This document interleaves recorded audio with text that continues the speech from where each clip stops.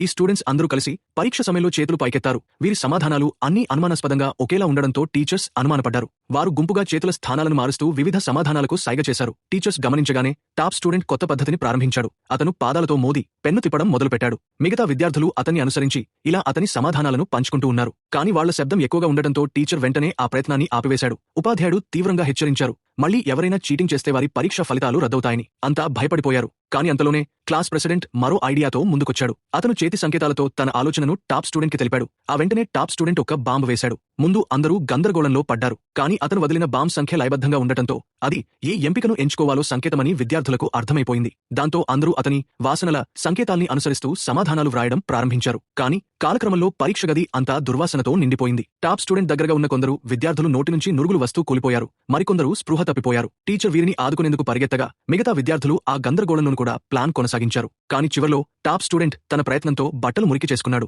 దాంతో రూమ్ అంతా మరింత తట్టుకోలేని వాసనతో నిండి ఇంకెంతో మంది విద్యార్థులు షాక్కులోనైపోయారు. చివరికి క్లాస్లో ఉన్న అందరూ ఆసుపత్రిలో చేరాల్సి వచ్చింది. పరీక్ష రద్దయింది. అందరి స్కోర్లు కూడా రద్దయ్యాయి.